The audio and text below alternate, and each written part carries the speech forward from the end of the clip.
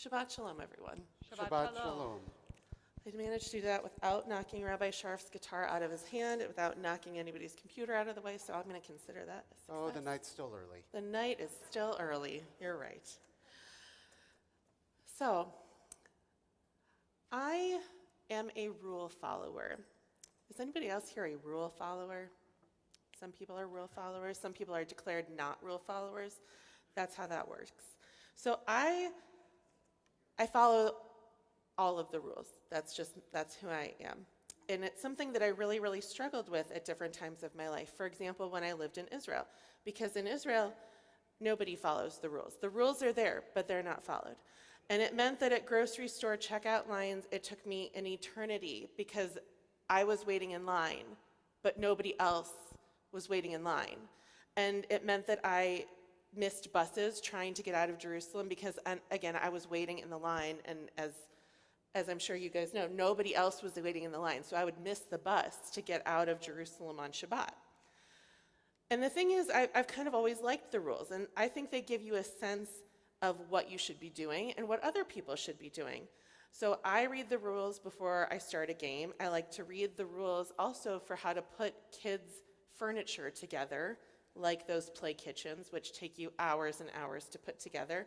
And the directions don't actually help you for those things, in case you're wondering, but I try and follow them anyway because I'm a rule follower and I like structures.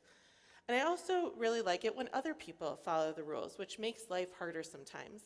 And it turns out I'm raising one child who really likes to follow the rules and another child who decidedly does not like to follow the rules. And that makes challenging in all of the ways that you can imagine. So recently, around Hanukkah, I was putting together this very large Paw Patrol tower. I had the stickers, I had all of the pieces, it was kind of nuts, but then it also had batteries because all of the toys have sound and light and batteries. And as I was putting it together, which you always do after bed, because nothing is worse than trying to assemble that while somebody is watching you and judging you and telling to hurry things up. But I got it done. I put together all of the parts, I put together all of the stickers, and then I put the batteries in, and nothing happened. And it just didn't work.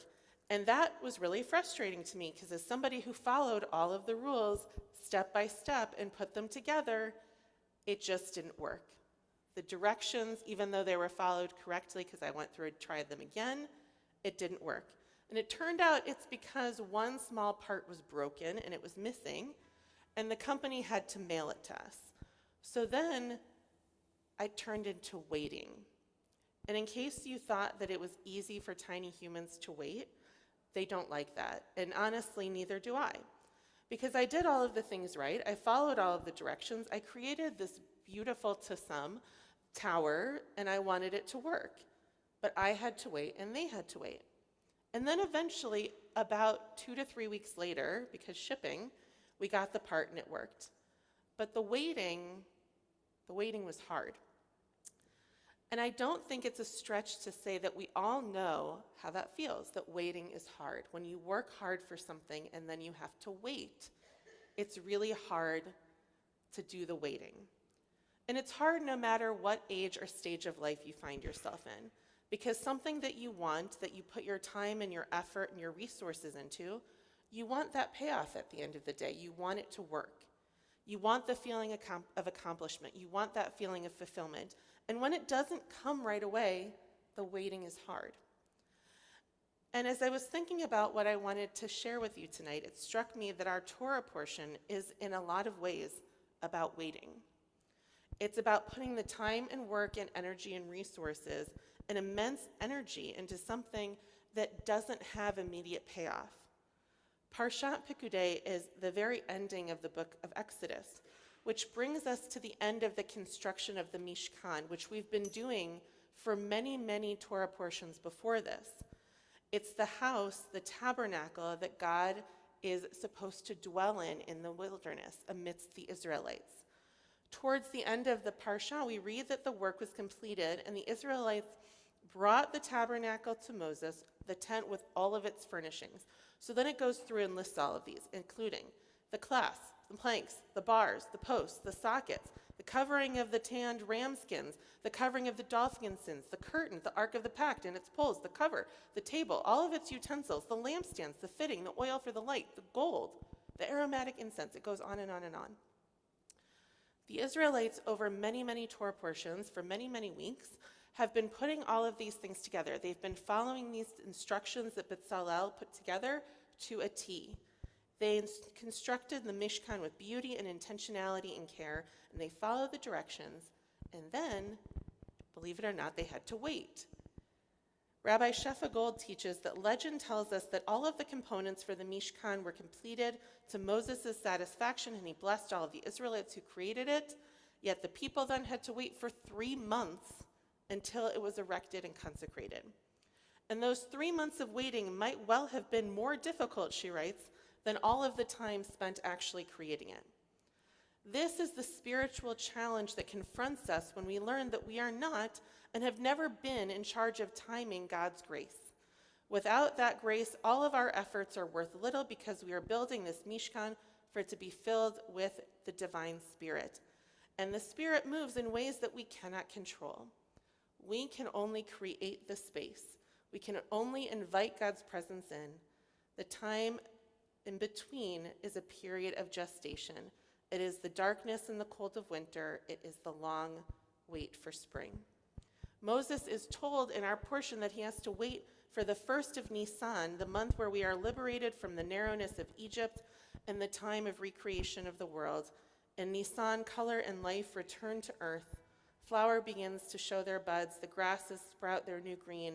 The miracle of rebirth surrounds us. Still, this waiting time, this in-between time, is the test of our faith and, frankly, of our patience, during which we ask, I have done all of the correct things. I have been faithful. I have followed the rules. I have crafted each piece of the Mishkan with beauty and precision. So whether it's the Mishkan itself or the Mishkan that we build in our lives, why haven't our life come together sometimes in the way they're supposed to? Why do I not feel loved and appreciated? Why is it still dark and cold? Why is the world filled with misery? Because waiting is hard. We want it to be easy, but it's not. And that's our spiritual challenge. Pikudei reminds us that sometimes our work is to plant the seeds and know that they take time to be nurtured until they are ready to sprout forth and bear fruit. Even when we follow the directions, or we do or we say the right things and do everything we're supposed to do, life doesn't always work at the pace that we'd like it to work. People don't follow the timelines we think they should. The world isn't the place we want it to be in this moment. And waiting is hard. And what it means to wait means, though, that we've worked for something that we deeply, deeply care about. And like the work of the Mishkan, our job is to create the space. We plant the seeds and we nurture them. And whether that work is building a Paw Patrol tower, or succeeding in writing and performing a piece of music or prayer, or learning a Torah portion and writing a speech, sometimes the waiting for that success, that time between learning it and doing it and watching the payoff, is hard. And even though the waiting is hard, we pray that eventually our waiting bears fruit. Shabbat shalom. Shabbat shalom.